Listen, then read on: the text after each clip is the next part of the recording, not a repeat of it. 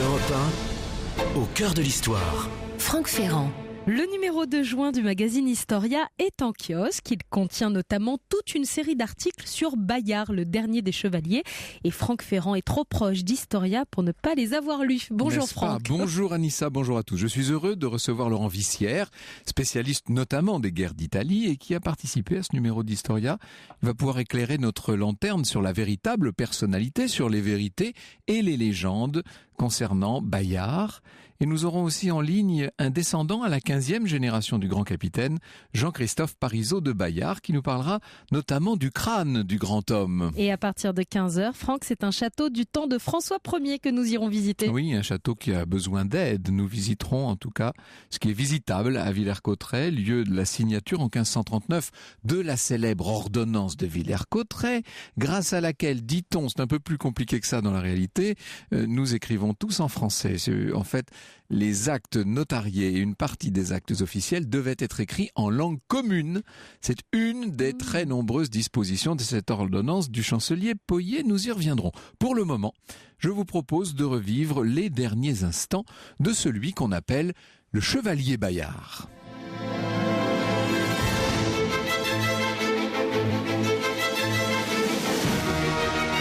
Europe 1, 14h, 15h30.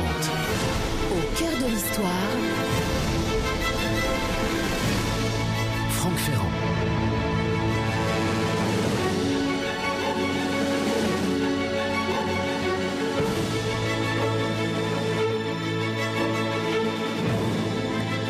En 1524, cela fait 30 ans que Bayard sert la royauté. Son premier fait d'armes majeur a eu lieu lors de l'expédition lancée par Charles VIII en Italie, le voyage de Naples, c'était en 1494, et durant tout le règne de Louis XII, on l'a vu combattre en Navarre, s'illustrer à la bataille de Ravenne en 1512, et puis, bien entendu, figurer parmi les vainqueurs de Marignan. Je n'ai même pas besoin de vous en rappeler la date.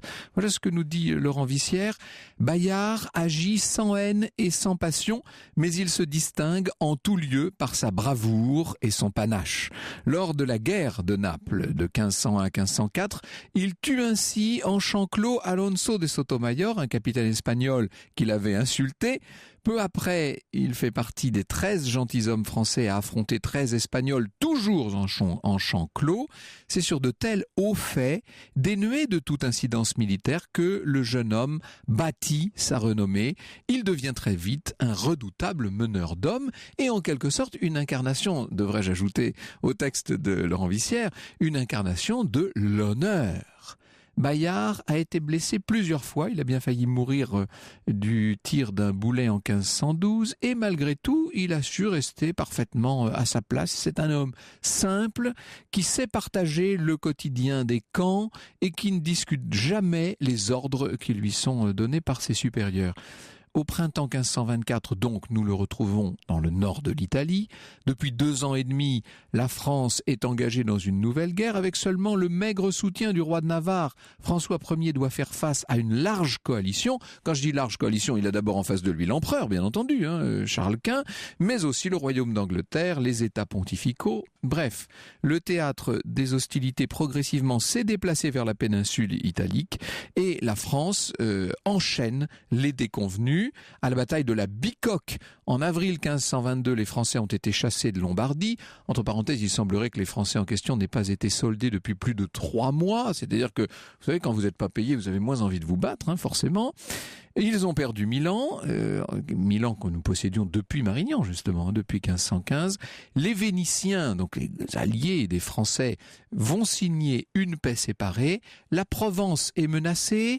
Et un prince français, qui n'est pas n'importe qui, puisque c'est le premier soldat du royaume, le connétable de Bourbon en personne, cousin de François Ier, a rallié l'empereur. C'est sans doute la trahison la plus célèbre de toute l'histoire de France. Alors en face, les coalisés se sentent très à l'aise. D'abord, numériquement, ils sont infiniment plus nombreux, ils possèdent des munitions, eux ont de l'argent plein leur caisse, contrairement à d'autres. Charles Quint envoie 12 000 lansquenets au prince italien. C'est vous dire si en face, dans le camp français, on a de quoi s'inquiéter. La déconfiture ne semble pas tout à fait terminée pour l'armée française. Le premier responsable de cet échec, c'est le chef de cette armée, grand ami d'enfance du roi François, l'amiral de Bonnivet, qui, par son attitude assez inconsidérée, son attitude arrogante, disons, c'est un peu décrédibilisé, surtout d'ailleurs dans l'attitude qu'il a eue à l'égard du chevalier Bayard. En effet, il faut vous dire que ce seigneur de Bonnivet, qui s'appelle Guillaume Gouffier, qui donc a partagé les jeux d'enfance du roi François à Amboise, ce seigneur de Bonnivet accumule les erreurs depuis le début et sous-estime les forces de l'adversaire. Il ne s'est pas occupé du ravitaillement des troupes affamées, mal vêtues, épuisées par les maladies et les blessures, des troupes qui manquent de chevaux, qui ne peuvent donc pas tirer leurs pièces d'artillerie. La plupart des chevaux de bataille sont morts. Il faut vous dire qu'ils étaient déjà mal nourris, mal soignés. Bref, Bonnivet refuse qu'on discute pour autant ses instructions, et parmi ceux qu'il cantonne à des rangs subalternes, à des rôles subalternes, figure Bayard justement. Pourtant, Bayard n'est pas n'importe qui, loin de là. Il est issu d'une vieille famille qui s'est si longtemps battue, petite noblesse savoyarde. Au départ, c'était un simple homme d'armes, mais qui peu à peu a gravi les échelons jusqu'à devenir lieutenant général du Dauphiné. Une ascension qu'on pourrait, sous certaines réserves, comparer à celle d'un du Guesclin, par exemple. Et d'ailleurs, il fait office de soldat du recours, Bayard. Il n'empêche, l'attitude de Bonnivet n'est pas du tout convenable à son égard. Ça ne l'empêche pas d'accepter sans ciller les ordres lorsque Bonnivet lui commande notamment d'aller s'enfermer dans une petite ville, Robeco sul Naviglio, on est tout près de Milan. Il a seulement avec lui 200 gendarmes. Ça fait pas beaucoup. Bayard demande des hommes, bien entendu, mais au-dessus, on ne veut rien savoir. Le ton monte avec Bonnivet, mais avec grosse fâcherie, comme dit la chronique, Bayard finit par aller là où on lui demande de s'installer. Donc il occupe Robeco sul Naviglio. Cette nuit-là, Bayard, qui est fatigué, qui est malade, va finir par tomber de sommeil. Il a revêtu son armure, on est en pleine guerre, bien entendu, et soudain, des guetteurs sonnent l'alarme. Don Fernando de Abalos, qui est marquis de Pescara, un des principaux capitaines de l'empereur, vient de lancer ses hommes. On entend déjà les tambours espagnols dans les rues de la ville. Bayard se lève d'un bond, il sonne, évidemment il fait sonner, devrais-je dire. Sauvons les personnes s'il est possible, dit-il. C'est le moment de battre en retraite. On se replie sur Abbiate Grasso, où campe le plus gros des forces de Bonnivet. Bayard est furieux contre ce commandement indigne. Les deux hommes, Bonnivet et Bayard, sont vraiment tout prêts à en découdre. Bonnivet attend des renforts. Et voilà une armée de 8000 Suisses qui est en route, tandis que 6000 lansquenets de la Ligue Grise doivent attaquer les impériaux près de Lodi. Les deux armées devraient se rejoindre, elles ne se rejoignent pas. Bonnivet, en face il a Pescara, lui bien entendu, il est pressé, il décide de battre en retraite, d'enjamber la rivière, qu'on appelle la Sesia, en pleine nuit. Il fait jeter un pont sur cette espèce de cours d'eau, seulement un orage a éclaté, accompagné d'une terrible tempête. Les eaux débordent, les chevaux perdent pied, se noient dans le courant, on n'entend plus les ordres, on reconnaît même plus les bannières, bref c'est un désordre indescriptible, une débâcle. Et soudain Bonnivet, qui quand même a réussi à atteindre l'autre rive avec une partie de ses hommes, reçoit un tir d'arquebuse à l'épaule. Il est blessé, il est grièvement blessé, il appelle Bayard. Monseigneur de Bayard, voyez mon état.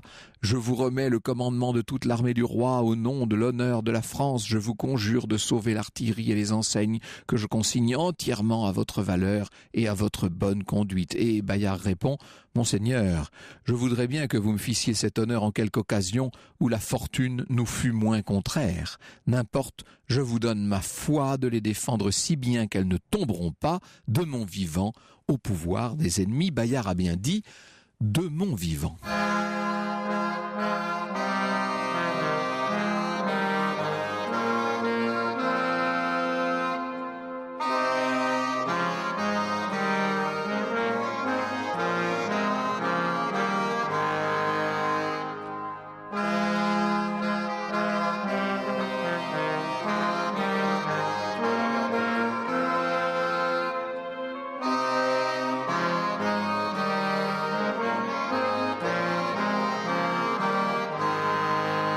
Quelques notes de musique de la Renaissance cet après-midi sur Europe 1 avec Douce Mémoire.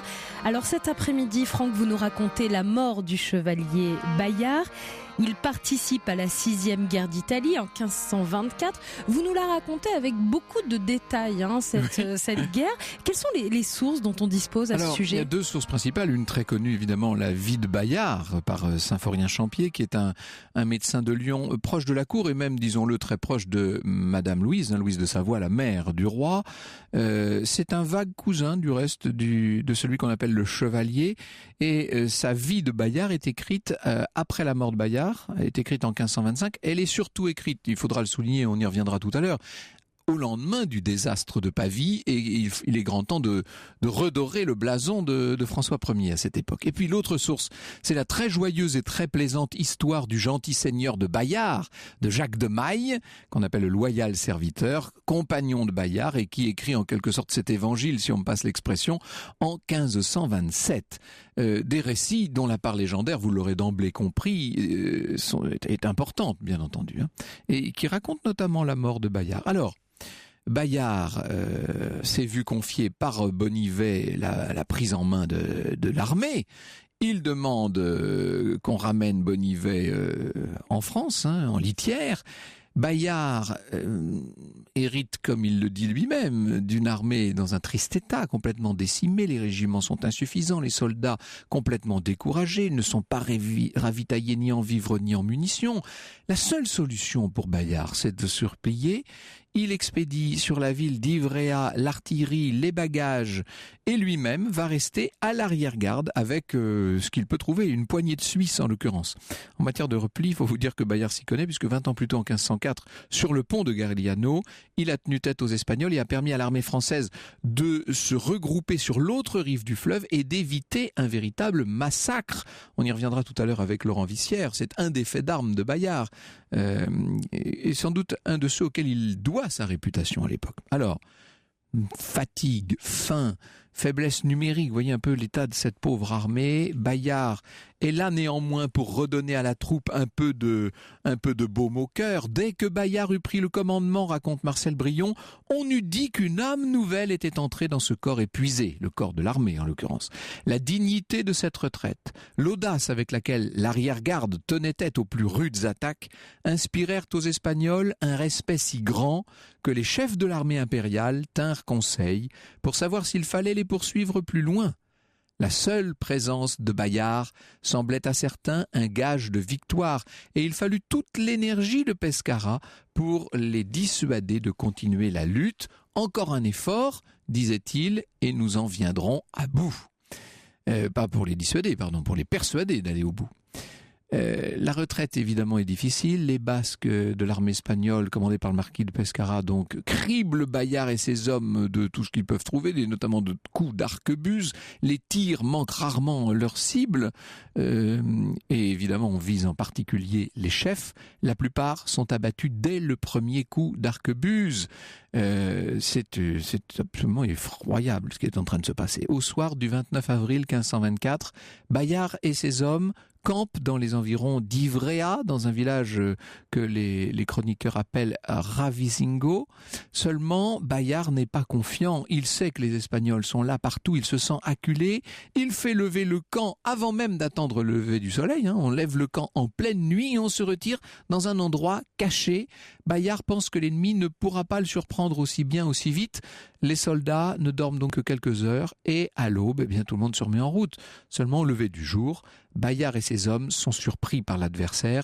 Les chevaux légers ont remplacé les cavaliers lourdement armés. Les arquebusiers basques se sont placés juste derrière les cavaliers et l'arrière-garde, là, va être décimée, enfoncée. Les Espagnols pillent les bagages. Et quand on dit les bagages, ce sont toutes les richesses du corps d'armée. Et puis, ils tentent très vite de faire main basse sur 2 pièces de l'artillerie tellement essentielle de Bayard. Bayard qui s'enfonce dans la mêlée pour empêcher les Espagnols de s'emparer des canons. Jean de Chabannes, vieux camarade de Bayard, lui dit « Je vais avec vous ». Les arquebusiers basques sont là qui veillent. 2 coups partent en même temps. L'un va toucher Jean de Chabannes, qui meurt sur le coup. Quant à l'autre, l'autre, il atteint Bayard au côté. Une balle qui va littéralement transpercer son armure et lui briser l'épine dorsale. Il semblerait que Bayard, empoignant l'arçon de sa selle pour ne pas sitôt tomber de cheval, se serait écrié « Jésus !» Le chevalier tire son épée, il la lève et puis il baise la croix que forme la garde, vous savez. Bayard vacille sur sa selle. Un dauphinois, un jeune homme, il s'appelle Jacques Geoffrey, le sert fidèlement depuis des années. Il est là qu'il le récupère littéralement, qu'il l'accueille dans ses bras, qu'il l'aide à descendre de cheval. Bayard rouvre les yeux. D'un geste, il montre un chêne qui est là, pas très loin, et il murmure qu'on me mette en sorte que j'ai la face regardant les ennemis. Je ne leur ai jamais tourné le dos et je ne veux pas commencer en finissant, car c'en est fait de moi. Le capitaine Bayard n'a plus aucune illusion sur le sort qui l'attend. Le chef des lansquenets va le supplier de se coucher sur la civière que ses soldats ont fabriquée avec des pics. Seulement, Bayard ne veut pas s'en aller. « Laissez-moi, je vous prie, penser un peu à ma conscience. M'ôter de là ne ferait qu'abréger cruellement ma vie, car dès que je remue, je sens toutes les douleurs qu'il est possible de sentir. Or, la mort, laquelle me prendra bientôt. » Geoffrey est là, qui pleure agenouillé près de son chef. Bayard lui sourit, lui caresse la tête. C'est là qu'on voit la dimension hagiographique de ces chroniques que je citais il y a un instant. « Jacques, mon ami, laisse ton deuil, dit Bayard. C'est le vouloir de Dieu de m'ôter de ce monde. Par sa grâce, j'y suis longuement demeuré et j'y ai reçu plus de biens et d'honneur que je n'en mérite. Tout le regret que j'ai à mourir, c'est que je n'ai pas aussi bien fait mon devoir que je le devais. C'était bien mon espérance, si j'avais plus longuement vécu, d'amender les fautes passées, mais, puisqu'il en est ainsi, je supplie mon Créateur d'avoir, par son infinie miséricorde, pitié de ma pauvre âme. J'ai confiance qu'il le fera et que par sa grande et incompréhensible bonté, il n'usera pas envers moi de rigoureuse justice. » Est-ce que Bayard, dans l'état où il était, a pris la peine de si bien prononcer de si belles paroles? Vous me permettrez d'en douter un peu, mais en tout cas, ça fait partie de la belle légende, de la légende dorée que nous aurons à revoir tout à l'heure avec mon invité. Déjà, au loin, disparaissent les escadrons espagnols qui se dirigent d'abord vers le champ de bataille et puis qui vont bifurquer, qui vont s'approcher, qui vont venir contempler, si je puis dire, la mort du chevalier. Cet après-midi sur Europe 1, Franck Ferrand vous emmène sur les traces du chevalier Bayard, sans peur et sans reproche. Si vous avez des questions à poser à Franck Ferrand et son invité, n'hésitez pas, rendez-vous sur les réseaux sociaux, la page Facebook Au cœur de l'histoire et Twitter avec le hashtag ACDH. Et si vous connaissez Villers-Cotterêts, si vous nous écoutez depuis Villers-Cotterêts, si vous habitez près de la région, eh bien n'hésitez pas aussi à nous envoyer toutes vos photos, car nous irons nous balader à Villers-Cotterêts de 15h à 15h30. Europe 1, au cœur de l'histoire. Europe 1, au cœur de l'histoire. Franck Ferrand. Et vous nous racontez cet après-midi les derniers instants du chevalier Bayard qui vient d'être touché sur le champ de bataille. Et oui, Bayard voudrait que tous ceux qui l'entourent s'en aillent pour ne pas risquer la honte d'être pris, bien sûr, par l'ennemi. Il n'y a pas de prêtre. Il demande donc à son maître d'hôtel d'écouter sa confession et confie son testament au prévôt de Paris. Il lègue tout ce qu'il possède à son frère, Georges du Terrail, et il le supplie d'aller en son nom saluer le roi de France. Dites-lui combien je regrette de n'avoir pu le servir plus longtemps et que j'en avais bien le désir. Saluez aussi mes seigneurs les princes, tous mes seigneurs, mes compagnons et généralement tous les gentilshommes du très honoré royaume de France quand vous les verrez, dit-il d'une voix de plus en plus mourante. Puis une nouvelle fois, il demande à ses amis de s'éloigner et tout le monde est là qui s'accroche à ses vêtements. Il les repousse, il ordonne qu'on le laisse et ses compagnons finalement s'en vont après lui avoir une dernière fois baisé les mains. Geoffrey va seul rester près de Bayard qui ferme déjà les yeux et quand il les rouvre, il voit devant lui un chevalier couvert d'une armure splendide, brillant de soie et de panache. C'est le marquis de Pescara, le général espagnol, le chef des impériaux, qui est là. Je devrais être fort aise de vous voir comme je vous vois, sachant bien qu'en ces guerres l'empereur mon maître n'avait point de plus grand ni plus rude ennemi, lui dit Pescara. Cependant, quand je considère la grosse perte que fait aujourd'hui toute chevalerie, Dieu ne me soit jamais en aide s'il n'est vrai que je voudrais avoir donné la moitié de ce que je possède et qu'il en fût autrement. Vous voyez un peu le respect dont Bayard jouissait partout, y compris dans les rangs ennemis. On se rappelle de l'admiration que lui vouait le roi d'Angleterre, Henri VIII, ou même l'empereur Maximilien déjà. Pescara est prêt à ramener Bayard pour le soigner, mais celui-ci refuse. Non pas qu'il ait peur d'un piège, seulement il sait qu'il va mourir et il veut mourir en homme de guerre, si vous préférez, en homme d'honneur. Pescara alors fait dresser sa propre tente autour de l'arbre où se trouvait Bayard. On installe un lit, on dépose là le grand capitaine. Bayard ne veut pas recevoir les médecins qui se présentent pour le soigner. Il ne veut maintenant plus s'intéresser et s'occuper que de son salut. Il veut qu'on le laisse seul. Et pendant ce temps-là, Pescara place son armée en ordre de défilé.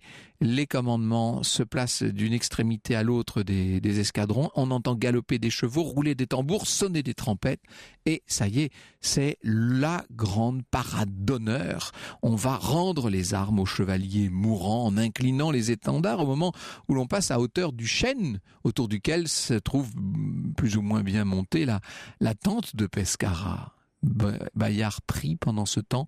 Le soir tombe, je cite Jean Giono dans Le désastre de Pavie, « S'ensuit la scène que tout le monde connaît entre Bourbon et Bayard, où sont prononcées beaucoup de ces paroles qu'un échiné est laissé sans soin pendant 3 jours au pied d'un arbre ne prononce jamais. Mais l'histoire, surtout en France, a besoin de traîtres noblement corrigés. Le loyal serviteur y pourvoit. » Et en effet, vous connaissez le récit, le connétable de Bourbon, donc le traître absolu qui combat dans l'armée ennemie et qui a trahi François Ier, serait venu voir Bayard en train de mourir. « Ah, capitaine Bayard, aurait dit le connétable, vous que j'ai toujours aimé pour votre grande prouesse et loyauté, j'ai grande pitié de vous voir en cet état. » À quoi Bayard aurait répondu « Monseigneur, je vous remercie, n'ayez pas pitié de moi, qui meurt en homme de bien, servant mon roi, mais plutôt de vous, qui portez les armes contre votre prince, votre patrie et votre foi. » Encore de belles paroles, probablement apocryphes, que voulez-vous. Le chevalier, sans peur et sans reproche, se tait, il prie à nouveau, s'abîme littéralement dans la prière alors qu'autour tombe la nuit. Et Bayard meurt donc ce soir du 30 avril 1524. Geste ultime de reconnaissance pour le grand homme de guerre qui vient de mourir. Le marquis de Pescara va faire militairement escorter sa dépouille avec tous les honneurs jusqu'à la frontière française. Bonjour Laurent Vissière, nous avons parlé un peu de la mort de Bayard, nous allons maintenant beaucoup parler de sa vie. Au cœur de l'histoire. Sur Europe 1. Europe 1, au cœur de l'histoire. Franck Ferrand. Franck Ferrand vient de vous raconter la mort du chevalier Bayard. Il est temps maintenant de revenir sur sa vie et d'aller plus loin. La différence entre les vérités, les légendes, nous allons tout découvrir cet après-midi grâce à votre invité. Franck, vous recevez Laurent Vissière. Il est maître de conférences en histoire à l'université Paris-Sorbonne et spécialiste des guerres d'Italie. Oui, il est très présent dans ce numéro donc d'Historia, ce numéro du mois de juin qui consacre tout un grand dossier au chevalier Bayard. Alors tout de suite réglons cette affaire. Faut-il dire le chevalier Bayard ou le capitaine Bayard ? Comment diriez-vous en ce qui vous concerne, Laurent Vissière ? On peut dire les deux très facilement. C'est un chevalier et il se présente comme tel. C'est la vie et les gestes du chevalier Bayard. Pour les hommes de ce temps, c'est un capitaine. Ce qui est certain, c'est que dans les grands textes, évidemment, dans les grands textes de l'époque, 1525, 1527, la dimension chevaleresque est mise en avant, et à dessein, bien entendu. On a tissé la belle légende du chevalier Bayard, très tôt. Vous avez tout à fait raison, et il a même tissé lui-même sa propre image. C'est un homme qui construit son image dans les camps, et les gens qui ensuite vont rédiger son histoire, que ce soit le loyal serviteur ou Jacques de Maille, sont des proches, sont des gens qui l'ont rencontré, qui l'ont côtoyé, et qui vont ensuite faire dans leur récit, en fait, une série de contes et de racontards autour du chevalier. C'est ce que l'on raconte le soir, la veillée. Donc, ce qu'il raconte n'est pas faux, contrairement à ce qu'on a tendance à le dire, mais est flou. C'est-à-dire que c'est tout réécrit. Ce n'est pas inventé puisqu'ils écrivent pour des gens qui l'ont connu. Ils ne peuvent pas donc ils ne peuvent pas se permettre de tout inventer. Non. Il serait ridicule, tout simplement, bien sûr. Hein. Il ne serait pas crédible. Voilà. Mais donc, il y a une part vraie. Simplement, on a adorné les choses et notamment, on lui a probablement, notamment dans les dernières heures de cette vie exemplaire, prêté un certain nombre de propos qu'il aurait sans doute eu un peu de mal à tenir, en tout cas aussi brillants, aussi bien construits, je ne sais pas. Il est difficile de savoir ce qu'un homme qui a l'épine dorsale brisée peut raconter. C'est d'ailleurs un symbole extraordinaire, que ce soit un coup d'arquebuse qui casse en deux, si je puis dire, le dernier des grands chevaliers. C'est tout un symbole, c'est la fin d'une époque. Oui, pour le coup, Bayard, c'est la fin de la chevalerie. C'est un point sur lequel on n'a peut-être pas toujours assez insisté, puisque la fin de la chevalerie, on l'a fait remonter à chaque défaite française, dès le XIVe siècle, Courtrai, 1302, Crécy, Azincourt. Et à chaque fois, on nous parle de la fin de la chevalerie, alors que la chevalerie française, à la fin du XVe, début du XVIe, l'époque de Bayard, est une chevalerie florissante, qui a tout à fait surmonté ses anciennes défaites. Il faut imaginer ce qu'est un chevalier, un homme d'armes à l'époque de François Ier. C'est quelqu'un qui porte sur lui une armure qui atteint son niveau de perfection, 30 à 40 kilos d'acier, des armures qui sont à l'épreuve des flèches, des carreaux d'arbalète et même, dans une certaine mesure, des balles, quand elles ne sont pas tirées de trop près. De loin, c'est ça. Et ces chevaliers, lorsqu'ils chargent, il faut imaginer sur des chevaux, eux-mêmes caparaçonnés d'acier, et on estime qu'au bout de la lance, il y a 1 tonne de poussée. C'est des chars d'assaut. À condition de ne pas lancer ces chevaliers contre des fossés ou contre des retranchements hérissés de piques et d'archers derrière, eh bien, la cavalerie française est irrésistible. Il faut ajouter à cela que les Français de l'époque de Louis XII, François Ier, ont également les meilleurs fantassins d'Europe, les Suisses, et la meilleure artillerie de campagne, qui est désormais présente sur les champs de bataille. Et donc, ces armées françaises qui vont en Italie sont les meilleurs de leur époque. Mais il se passe quelque chose de déterminant dans les années 1510, c'est que les Espagnols mettent au point des compagnies d'arquebusiers à cheval. Et oui, c'est une nouvelle guerre, ça, forcément. C'est une nouvelle guerre, puisqu'on a désormais une artillerie portative, une artillerie mobile, et cette balle d'un arquebusier qui tue Bayard annonce en réalité le désastre de Pavie, qui est le triomphe des arquebusiers espagnols, et pas d'autre chose, sur l'artillerie française, sur la chevalerie française. Donc un changement complet d'époque et de référence, forcément, et donc de code de combat également. Est-ce qu'on peut dire de Bayard qu'il aura été le dernier, le dernier samouraï, je reviens du Japon, il faut m'excuser, mais le dernier des grands chevaliers français? Est-ce qu'il incarne ça, en tout cas? Oui, sans doute. Je pense que oui. Je pense que oui. Ça ne veut pas dire qu'il n'y a pas d'autres chevaliers après lui. Vous pensez à Anne de Montmorency qui combat avec le jeune Anne de Montmorency, qui combat avec le vieux Bayard, meurt lui aussi d'une balle d'arquebuse dans les années 1560. Et cet ultime échange entre Bayard et le connétable de Bourbon, traître à son roi, qu'est-ce qu'il faut en penser? C'est une très belle histoire et comme toutes les très belles histoires, on essaye d'y croire sans y arriver totalement. Tout à fait. Le loyal serviteur n'en dit rien, Symphorien Champier à peine, et le seul qui en parle longuement, c'est Martin du Bellay dans ses mémoires, écrites dans les années 1540, donc longtemps après. Alors, que le connétable de Bourbon soit venu voir Bayard, ça n'a rien d'invraisemblable. Il était parmi, oui, voilà. Et les deux hommes ont combattu ensemble et s'apprécient. Donc, il est tout à fait vraisemblable qu'il soit venu. On ne peut pas le prouver, mais c'est possible. Qu'ensuite, Bayard lui ait tenu un grand discours moral, que le connétable se prend en pleine volée à la figure, ça paraît plus incertain, d'abord parce qu'il est mal en point, et ensuite parce qu'il est très respectueux des codes et des hiérarchies sociales. On voit mal comment un petit chevalier peut insulter un prince du sang, fût-il félon.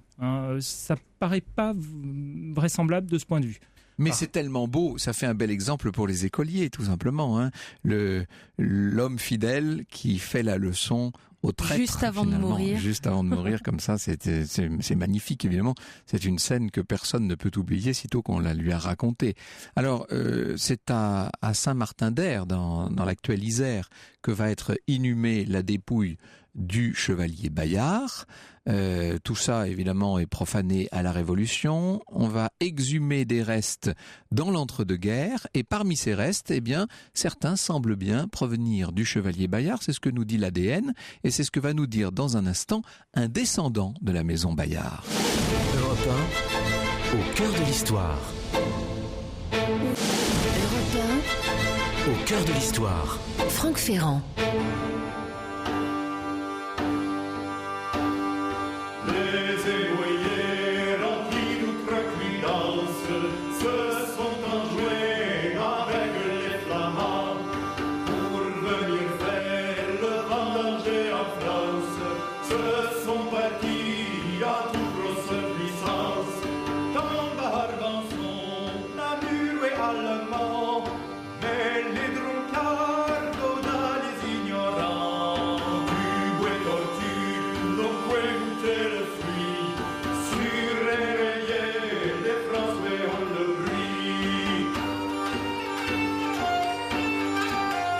Un extrait de la chanson de la folle entreprise des Énoyers sur Europe 1. Nous sommes au cœur de l'histoire du chevalier Bayard. Sur Énoyers, les Français ont le bruit. C'est-à-dire qu'ils ont le dessus, tout simplement, sur les gens du Hainaut. Hein, voilà. Cet après-midi, nous allons décrypter cette chanson et la vie du chevalier Bayard avec Laurent Vissière, qui est maître de conférences en histoire à l'université Paris-Sorbonne et spécialiste des guerres d'Italie. C'est bien qu'on ait ces chansons encore, Laurent Vissière. Oui, alors c'est une curiosité. Au XVIe siècle. C'est vous qui nous les avez apportées, je le souligne. Oui, elles n'ont pas été chantées depuis 5 siècles, je le rappelle. Ce sont des chansons d'actualité. Et au XVIe, à une époque où il n'y a pas de radio, justement, pas de journaux, pas de télévision, on est très avide de nouvelles. Et il y a plusieurs moyens de les donner. La plus simple, c'est qu'en fait, qu'on interroge les gens qui passent par le village, par le bled où on se trouve. Mais il y a un nouveau vecteur d'infos qui se diffuse, c'est la chanson. Et on a des dizaines de chansons conservées, parfois imprimées, avec parfois un air. Et donc on en a certaines sur les hauts faits de Bayard, chantées donc de son vivant. Ça, c'est formidable, on avait l'impression d'y être. Vous allez parler d'ailleurs de ces chansons au cours d'un colloque qui va se tenir là très prochainement, les 12 et 13 juin. Colloque organisé par les universités Paris 4, Paris 1, l'Université de Montréal et le Musée de l'Armée, qui va se tenir dans l'auditorium du Musée de l'Armée, donc aux Invalides, et qui va parler de Bayard et de son temps, bien sûr. Oui, c'est un colloque consacré à Bayard ignoré, c'est-à-dire essayer de retrouver toutes sortes de documents concernant le bon chevalier, et qui ne sont pas simplement les récits si beaux du loyal serviteur, si beaux et si peu fiables, et notamment les chansons que l'on va écouter. Nous avons en ligne un descendant de la famille de Bayard, descendant de la tante du chevalier Bayard. Nous avions d'ailleurs eu l'occasion de parler de lui il y a quelques années. C'est Jean-Christophe Parisot de Bayard, qui est préfet, certes, et qui s'intéresse de très près au reste de l'illustre ancêtre. Bonjour, monsieur Parisot de Bayard. Bonjour, Franck. Merci d'être avec nous en ligne. Vous vous êtes donc intéressé à ces restes qui ont été exhumés de la sépulture du chevalier Bayard profané à la Révolution, exhumés en 1937, c'est bien ça? Oui, alors les restes présumés du chevalier Bayard et 3 corps ont été retrouvés en 1937 à Saint-Martin-d'Herne. Et un des 4 dans l'Isère, corps, donc. Dans l'Isère, et un des 4 corps avait une plaque d'officier sur lui. Oui. Et donc ces restes ont été confiés aux archives départementales de l'Isère dans les années 60. Et donc j'ai pu les expertiser et pouvoir retrouver le chevalier Bayard. Alors en fait, il faut dire que au moment de la restauration, le préfet de l'Isère avait remis à la collégiale Saint-André de Grenoble un corps qu'il pensait être celui du chevalier Bayard, mais d'après ce que nous dit l'ADN, c'est un autre corps que vous avez identifié comme celui du grand homme. Alors, en 1822, en fait, le préfet n'a pas fait très attention. Oui, voilà. Il voulait faire un cadeau à Louis XVIII. Et donc, on sait que c'est une femme qui a été inhumée à la place de Bayard. Voilà. Et donc, aujourd'hui, j'ai réussi à identifier plusieurs marqueurs grâce à l'ADN. Et le crâne présumé de Bayard a les yeux marrons, les cheveux châtains et la peau très blanche. Donc ça correspond à la description qu'on a du personnage. Hein. Complètement, à 100%. Or, il y a la clé d'énigme a été trouvée grâce à la comparaison de l'ADN mitochondrial du crâne, c'est-à-dire l'ADN féminin, et l'ADN d'un descendant en ligne directe de la famille maternelle de Bayard, or c'est elle-même. Alors, on sait aujourd'hui que c'est vraiment Bayard. Ce crâne est très abîmé, disons les choses, mais avec ce qu'il en reste, et en s'appuyant aussi sur un portrait présumé authentique du capitaine, il serait possible de restituer son visage. C'est ça, grâce à un logiciel du FBI, on peut superposer le portrait de Bayard et le crâne présumé et voir qu'ils sont parfaitement identiques. Donc ça, c'est vraiment quelque chose d'extraordinaire, car le crâne et les ossements de Bayard sont aujourd'hui dans un coffre-fort aux archives départementales de l'Isère, et mon rôle en tant que descendant, c'est de faire en sorte qu'il ne soit pas considéré comme une sépulture. Un coffre-fort n'est pas une sépulture. Non, ça on doit pouvoir le dire, oui. Voilà, donc pour moi, le plus grand chevalier de l'histoire de France risque de finir manger par les souris. Alors c'est pour ça que je me bats, et j'en appelle aujourd'hui, grâce à vous, Franck Ferrand, aux amis du très honoré Royaume de France, de l'histoire de notre pays, de m'aider à donner une sépulture digne au grand capitaine. Quand vous dites une sépulture, c'est une sépulture dans l'esprit du XVIe siècle, puisque vous voulez même l'orner d'un gisant en marbre, une sculpture. Comme les grands connétables. Alors, j'ai déposé une pétition sur change.org, et je crois que Bayard a droit à une sépulture et tous les honneurs. Alors, si vous êtes auditeur de cette émission, ne l'oubliez pas et aidez-moi à signer cette pétition. Eh bien, je pense que votre appel a été non seulement lancé sur ces ondes, mais entendu. Je précise à toutes fins utiles que Europe 1 ne se trouve pas rue Bayard, contrairement à une autre grande radio, une autre grande station périphérique. Mais rue François 1er. Mais rue François 1er, ce qui tout de même ne s'invente pas. Europe 1, au cœur de l'histoire. Franck Ferrand. Nous sommes au cœur de l'histoire du chevalier Bayard. Je vais y arriver, mais il y a du monde en studio, effectivement. Nathalie Fressancourt de l'Office de tourisme de Retz-en-Valois vient de nous rejoindre. Simon Leboeuf, historien également. Ce seront nos guides de 15h à 15h30. Nous allons nous balader du côté de Villers-Cotterêts. Et puis, vous êtes très nombreux à réagir à cette émission. Fred, sur Facebook, nous dit « Oui » avec beaucoup de « i ». C'est le thème que j'attendais depuis longtemps. Je crois que c'est un oublié de notre histoire. Du chevalier Bayard, bien sûr. On a fait des films et des séries pour bien d'autres personnages. Pourquoi pas le chevalier Bayard? Voilà un appel lancé à tous les scénaristes qui nous écoutent peut-être aujourd'hui. Et puis Guillaume nous dit, peut-on voir l'armure de Bayard dans un musée? Si oui, lequel? Là, je me retourne vers Laurent Vissière, évidemment. Bien, votre auditeur a de la chance, peut voir l'armure de Bayard dans 2 musées, mais c'est 2 fausses armures. Donc la première est en Angleterre, je crois actuellement à Leeds, c'est en 1815. Les Anglais, parmi les dépouilles de la France, ont exigé l'armure du chevalier Bayard. Et l'ancêtre du musée de l'armée a fourgué aux Anglais une armure du XVIe siècle, non pertinente, puisque c'est une armure de la fin du XVIe siècle, que depuis les Godons exposent fièrement, qui n'a rien à voir avec Bayard. Et lorsqu'on a refait le musée de l'armée à la fin du XIXe siècle, on a trouvé une autre armure de Bayard exposée comme telle, toujours aujourd'hui, qui a l'avantage d'être une armure authentique quant à l'époque. C'est-à-dire que c'est une armure que Bayard aurait pu porter. Quelles étaient, demande par ailleurs Stéphanie via Twitter, quelles étaient les relations réelles entre François Ier et ce chevalier Bayard qui est censé l'avoir fait chevalier? Vous aurez remarqué la prudence de notre auditrice. Alors, est-ce que oui ou non, Bayard a adoubé François sur le champ de la bataille de Marignan en 1515? C'est une longue et belle histoire, et comme celle du connétable de Bourbon, qui continue à faire couler beaucoup d'encre.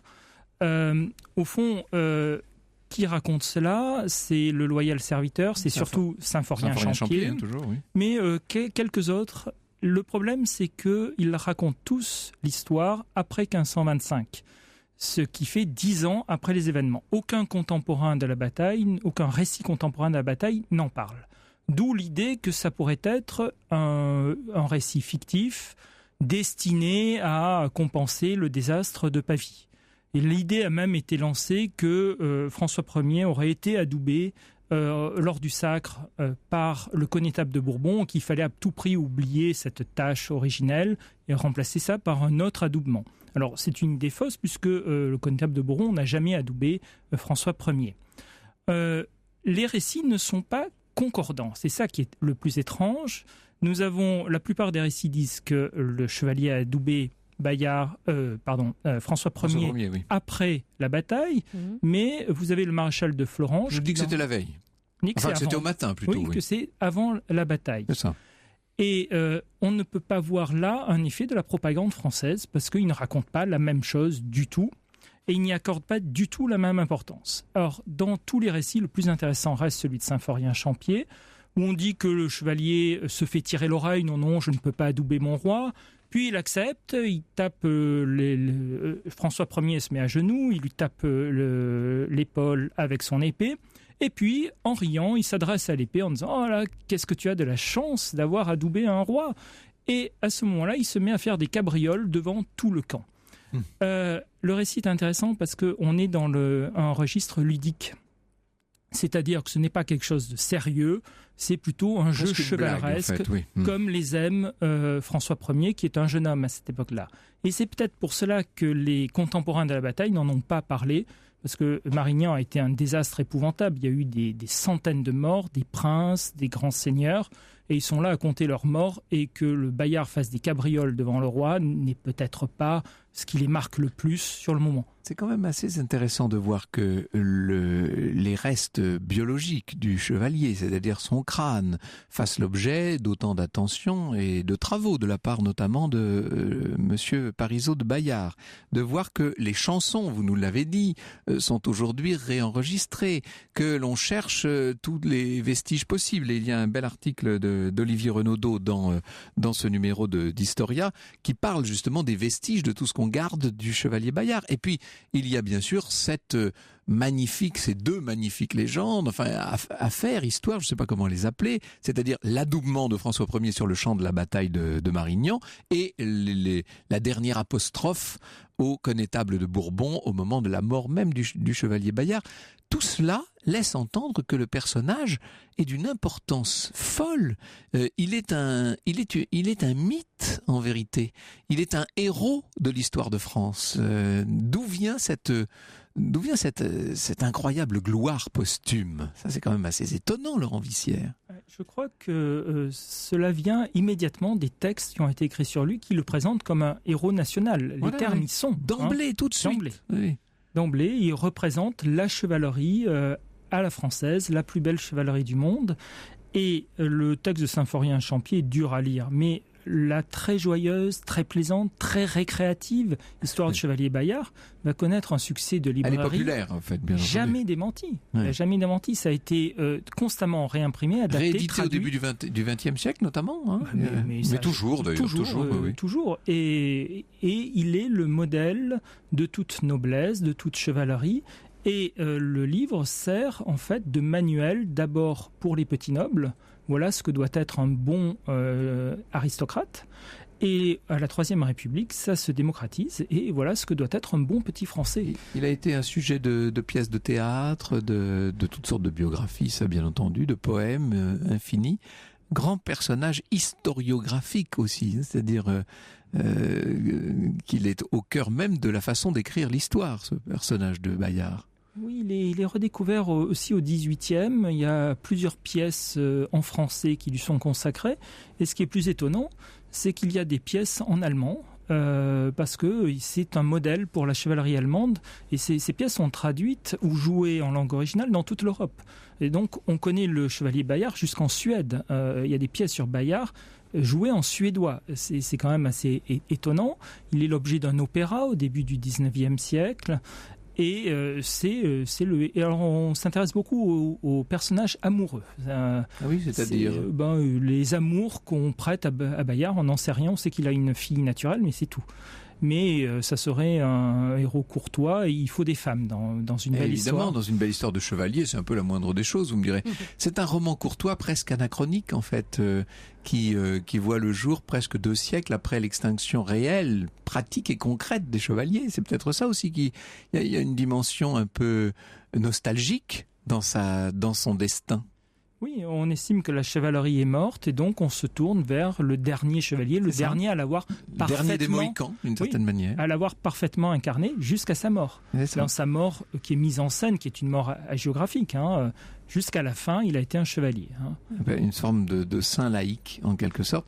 Quelle a été la vérité, comment dirais-je, en termes de stratégie, en termes de pouvoir d'art militaire, quel a été l'apport de Bayard? Est-ce que c'était un grand stratège? Est-ce qu'il a apporté quelque chose à la façon de se battre? Je pense que c'est un stratège tout à fait nul. Il l'a prouvé au moins à 3 reprises. C'est un chevalier qui est capable de lancer des défis, qui se fait célèbre par les duels, les joutes, les tournois, les hauts faits d'armes. Lorsqu'il défend le pont du Garigliano tout seul avec son épée, c'est magnifique. C'est la chanson de geste. Mais on ne le voit pas conduire des armées, développer des plans de bataille. Il est un combattant, il n'est pas un stratège. Donc un colloque bientôt, le 12-13 juin prochain. Un dossier dans le numéro de juin d'Historia, un héros français, une légende européenne, donc Bayard, le dernier des chevaliers. Et puis je renvoie aussi nos auditeurs, Laurent Vissière, à votre ouvrage sur Louis II de la Trémouille. Alors la rue de la Trémouille se trouve juste en face d'Europe 1. Décidément, c'est le quartier pour cette émission. C'est publié chez Honoré Champion dans la collection Études d'histoire médiévale. C'était en 2008. Merci beaucoup de tous ces éclaircissements. Au cœur de l'histoire. Sur Europe 1.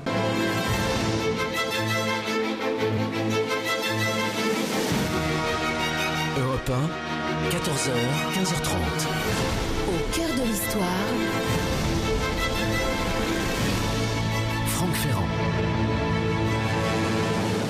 Et cet après-midi, la Ferrand Mobile prend la direction des Hauts-de-France, direction l'Aisne, à la découverte de Villers-Cotterêts. Nous allons nous balader effectivement dans cette région avec nos guides. Ils sont 2 cet après-midi.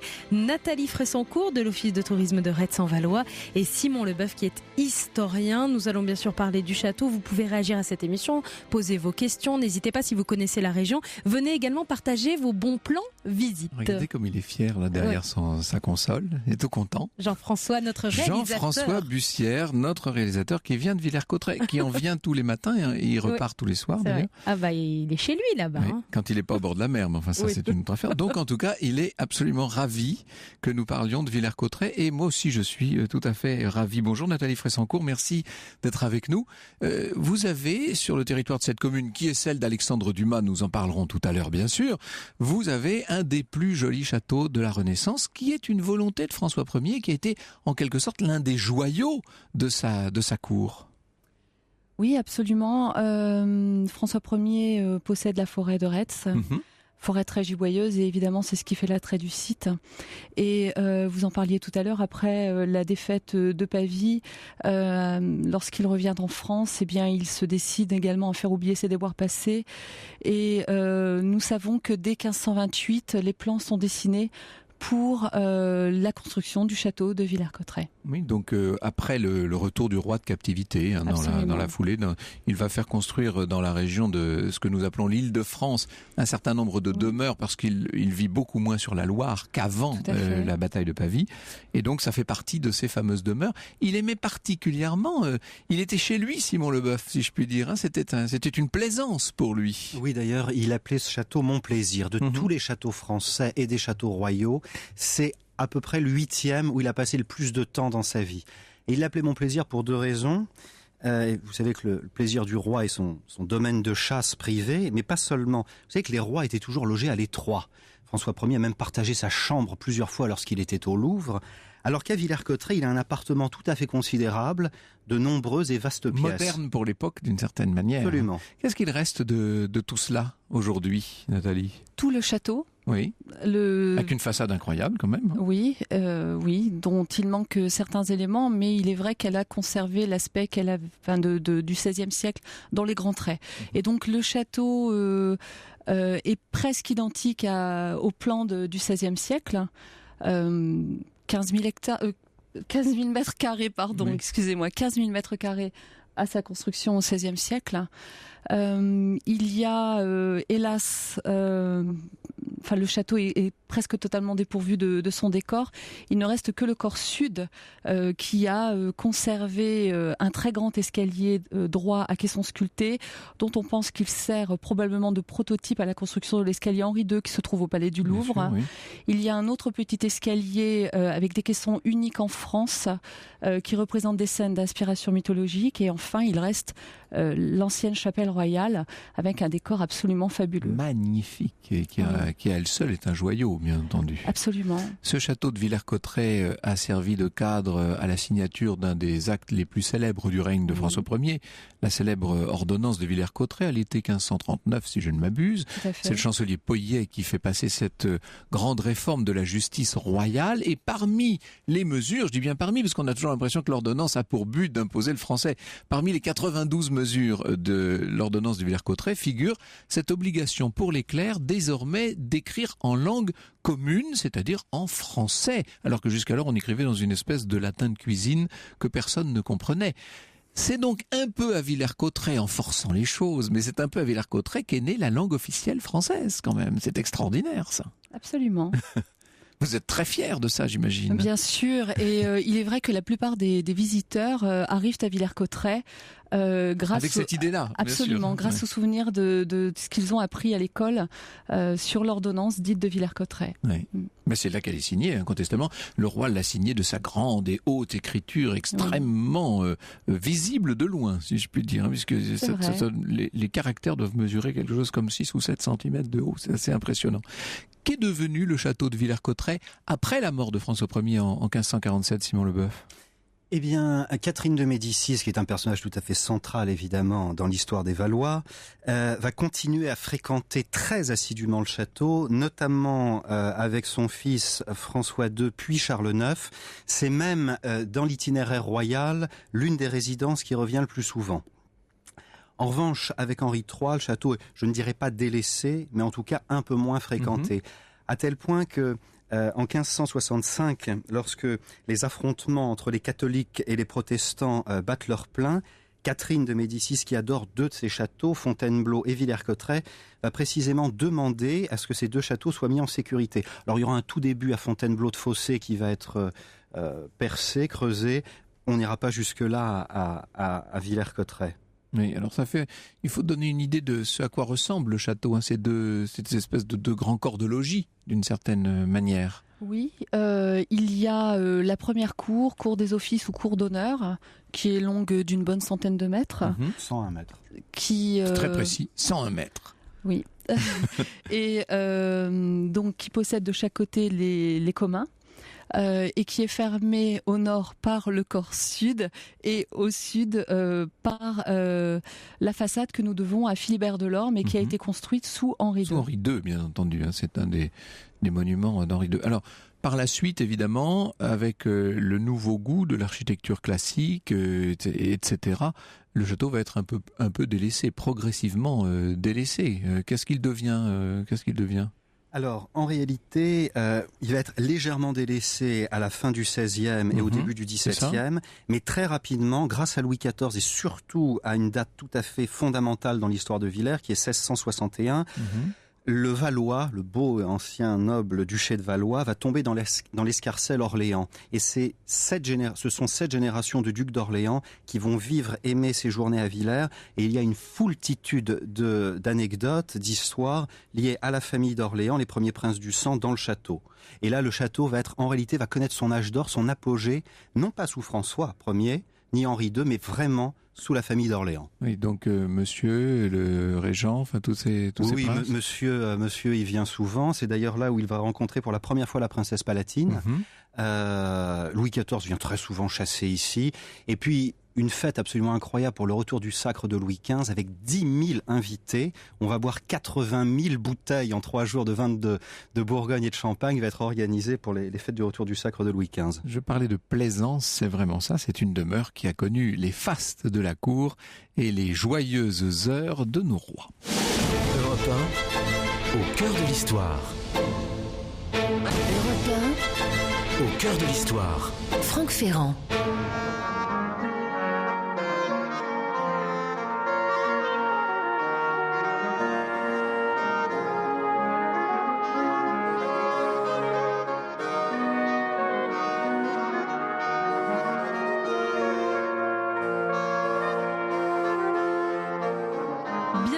si vous venez de nous rejoindre sur Europe 1. Nous sommes au cœur de l'histoire du chevalier Bayard et nous nous baladons du côté de Villers-Cotterêts avec nos guides Nathalie Fressancourt qui est de l'Office de tourisme de Retz-en-Valois, Simon Leboeuf qui lui est historien. Laurent Vissière a fait le voyage avec nous cet après-midi. Il est maître de conférences en histoire à l'Université Paris-Sorbonne, spécialiste des guerres d'Italie. Et si vous voulez découvrir en images tout ce dont on vous parle, eh bien, allez sur Twitter avec le hashtag ACDH. Il y a Guillaume, par exemple, à l'instant, qui vient de poster une photo du château et une photo de la première page de l'ordonnance de Villers-Cotterêts. Comme ça, vous allez vous rendre compte de la taille des lettres, effectivement, ce que vous disiez. Pour tout vous dire, le château ne se visite plus. Il est fermé à la visite là depuis 2 ans et on vient de lancer, quand je dis on, c'est tout un ensemble, hein, ce sont plusieurs administrations, le ministère de la Culture, le ministère de l'Économie, la commune et la communauté de communes de Villers-sur-Mer, de Villers-Cotterêts décidément, mais ça c'est le lapsus qui allait forcément venir. On peut pas y échapper. Qu'est-ce que vous voulez ? Entre Jean-François qui habite à Villers, vous à Villers-sur-Mer, nous sommes des Villersois ici, c'est ça. Donc la communauté de communes de Villers-Cotterêts, bien entendu, Forêt de Retz et l'agence N Tourisme, tous ces gens-là ont lancé un appel à idées pour savoir tout simplement quoi faire de ce château, Simon Leboeuf. Oui, Franck. Vous imaginez 23 000 mètres carrés, le 3e plus grand ensemble de décors Renaissance de France, après notamment Chambord, et un château qui est quasiment en ruine. C'est compliqué, on entend parler... Mais c'est stimulant. C'est très stimulant, vous imaginez un château royal, c'est le seul château royal français entièrement disponible aujourd'hui.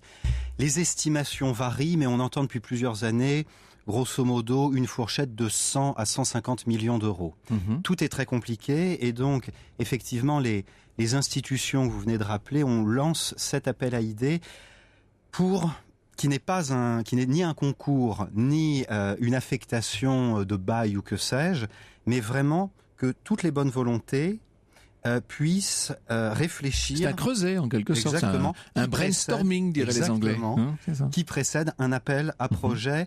Et il y a un site. Oui, alors j'ai le site là, tout à fait, qui est www.château-royal-france.com qui vous donne tous les détails de cet appel à idées pour voir émerger un certain nombre d'initiatives.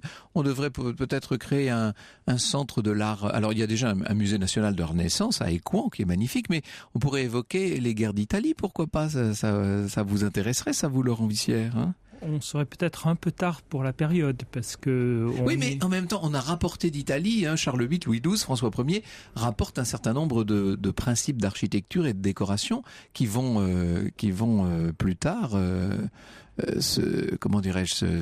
rayonner à Villers-Cotterêts. Oui, Villers, c'est la deuxième génération, puisque la première génération, on l'a dit, c'est Gaillon, c'est Chambord, c'est un art franco-italien. Villers, c'est plus tardif, il me semble, non ? C'est les années 1500. Enfin, il y a encore quelque chose. Villers-Cotterêts est un véritable pivot de l'histoire de l'art, puisque quand vous étudiez l'entièreté des décors et des façades, par exemple, c'est la première fois, on va pas être trop technique, mais c'est là la première fois où vous allez avoir la superposition des ordres antiques. Effectivement, Gaillon passe pour le premier château de la Renaissance en France, mais vous avez un certain nombre d'innovations. C'est Claude Mignot, notamment le grand historien de la Renaissance, qui en avait parlé. Donc, plus tardif, mais vraiment, quand on étudie l'entièreté des décors et même des plans, des structures, on est vraiment à cheval entre ces deux périodes. Alors en dehors du château lui-même, il y a cette ville magnifique de Villers-Cotterêts, Nathalie Fressancourt. Qu'est-ce qu'on peut voir en dehors du château à Villers ? Alors, nous proposons une visite qui s'intitule le domaine royal de Villers-Cotterêts, qui nous permet encore d'entrer dans la cour du château et de pouvoir voir cette superbe façade du corps sud. Ensuite, nous ressortons du château, nous en faisons le tour, nous passons également dans le parc qui est juste à côté de la forêt. Finalement, François Ier n'avait que quelques centaines de mètres à franchir pour pouvoir... être dans cette forêt très giboyeuse. Absolument. Mais Villers-Cotterêts, c'est aussi la ville natale d'Alexandre Dumas-Père, auteur des Trois Mousquetaires, et vous avez la possibilité de vous promener sur les traces d'Alexandre Dumas, puisqu'il reste beaucoup de sites qui ont conservé un souvenir pour notre illustre écrivain. Je pense notamment à l'ancienne auberge de son grand-père, qui est aujourd'hui la Maison de la Presse, sa maison natale évidemment, mais qui est une propriété privée qui ne se visite pas. Ses parents sont inhumés à l'ancien cimetière de Villers-Cotterêts, donc le général Dumas, Marie-Louise Labouré, beaucoup d'autres sites évidemment, et puis il y a un musée Alexandre Dumas à Villers-Cotterêts. Et Alexandre Dumas qui est très présent évidemment, son souvenir est là, très présent. Oui. On visite l'auberge Non, on passe devant. On n'entre nulle part en fait. Le seul site où vous pouvez entrer, c'est le musée Alexandre Dumas. Alors, je renvoie donc nos auditeurs sur le site www.château-royal-france.com si vous êtes en effet un professionnel de la construction, de la promotion immobilière, du tourisme, de la culture, notamment, ou si vous avez de très bonnes idées pour le devenir et pour l'avenir. Il faut que ce soit des idées construites et financées, bien entendu, pour l'avenir de ce château de Villers-Cotterêts. N'hésitez pas. Merci beaucoup de nous avoir fait visiter la ville. Si vous voulez maintenant, en compagnie de Lorena Martin qui connaît toutes les bonnes adresses, nous allons voir où il faut se rendre à Villers pour passer un bon déjeuner, un bon dîner ou une nuit inoubliable. Au cœur de l'histoire. Sur Europe 1. Europe 1, au cœur de l'histoire. Franck Ferrand. Et nous nous baladons jusqu'à 15h30 dans l'Aisne sur Europe 1 à la découverte de Villers-Cotterêts et sa région. Et si vous avez prévu d'y aller quelques jours, voici maintenant les bons plans de Lorena Martin. Oui, alors avant d'évoquer la grande garden party, le grand barbecue qui va avoir lieu dans le jardin potager de Jean-François Bussière, c'est ce samedi, oui, bien sûr. Parlez-nous justement de tous ces vergers qui fleurissent autour de Villers-Cotterêts, Lorena. Il y a beaucoup de vergers donc autour de Villers-Cotterêts. On peut acheter notamment des pommes et des poires au verger d'Ampleux à Villers-Cotterêts. C'est la famille Seguin qui était installée depuis 1947 et la boutique des vergers d'Ampleux propose toute une sélection de pommes, de poires issues des vergers éco-responsables. Et on peut également trouver des légumes de saison en provenance directe des producteurs locaux et du miel produit dans les vergers depuis 2016. Et vous avez aussi un autre verger qui s'appelle le verger de Louâtre à Lompont, qui se situe entre Soissons et Villers-Cotterêts. Et c'est un verger artisanal, biologique et indépendant de toute coopérative. Et là, encore une fois, ils ne vendent que leurs fruits du verger. 3 hectares, 16 variétés de pommes, de prunes, de mirabelles, etc. Il faut dire, Nathalie Vressancourt, que ça fait très longtemps que Villers-Cotterêts, que toute cette région s'est spécialisée dans l'agriculture vivrière. Enfin, il y a des vergers, il y a des potagers, il y a des maraîchers importants dans la région depuis toujours. Oui, effectivement, et d'une façon générale, le département de l'Aisne est bien sûr, un département dédié à l'agriculture. Alors, il y a depuis quelque temps également dans cette région des productions de safran. Mais oui, le safran de Retz. Ça vous passionne. On voit tout de suite. C'est bonne saveur. Ça fait briller vos yeux. Oui. Le safran de Retz, donc à la ferme de Baisemont à Oigny en Valois. Et c'est donc Didier Casmiche qui fait pousser le crocus aux abords de ces hautes futaies de la forêt de Retz. Qui fait pousser le crocus. Voilà. Et donc, il fleurit en automne. Et donc, en fait, en son cœur, on trouve ces petits filaments rouges qui agrémentent bien sûr aussi bien les plats salés que sucrés. Et il y a une pâtisserie qui fait des macarons en fait à base de pommes safran notamment, qui s'appelle la pâtisserie Obélia à Vivières. Et elle réalise en fait dans son laboratoire tous des macarons à base de produits locaux. Je crois que c'est de toutes les denrées celle qui au poids est la plus chère au monde, le safran, c'est ça? Tout à fait. C'est véritablement le diamant de la cuisine, le diamant de la pâtisserie. Ouais, exactement. Alors, c'est tout pour les spécialités, non? Oui, parce que en fait à Villers-Cotterêts il n'y a pas vraiment de spécialité propre. C'est plutôt, voilà, comme vous le disiez, des vergers, la culture, la terre. Et puis des macarons. Et des macarons. Bon. Alors, où peut-on déjeuner dignement dans cette région, Lorena? Alors, à Villers-Cotterêts, vous avez un restaurant qui a une année, qui s'appelle le kiosque de Bacchus. C'est un restaurant et café littéraire le midi, bar à vin le soir. En fait, le propriétaire a voulu conserver cet esprit bouquiniste du kiosque d'antan, avec une cuisine familiale, des produits frais, à des prix abordables et une très belle terrasse. Et sinon, il y a d'autres adresses qui sont un petit peu aux abords donc de Villers-Cotterêts, notamment à Lompont, le restaurant de l'hôtel de l'Abbaye. On est là à quelques pas de cette belle forêt giboyeuse dont vous parliez tout à l'heure, de la forêt de Retz. Et elle se situe donc, cette abbaye à Lompont. C'était une abbaye fondée au XIIe siècle. Et à côté, donc, vous avez cet hôtel qui est une ancienne hôtellerie des moines, devenue une très belle auberge. C'est une partie des logis conventuels qui ont été transformés en auberge, en fait. Exactement. Donc, il y a une grande cheminée en pierre de pays. Et là encore, c'est une cuisine d'antan, de saison, avec des produits du terroir, où on peut goûter notamment les fameux haricots de Soissons. Ces haricots secs blancs et la ficelle Picard de cette crêpe fourrée d'une duxelle de champignons et d'échalotes. Nous avons parlé d'Alexandre Dumas père, bien entendu. Je dis ça parce qu'on parlera bientôt d'Alexandre Dumas fils dans cette émission.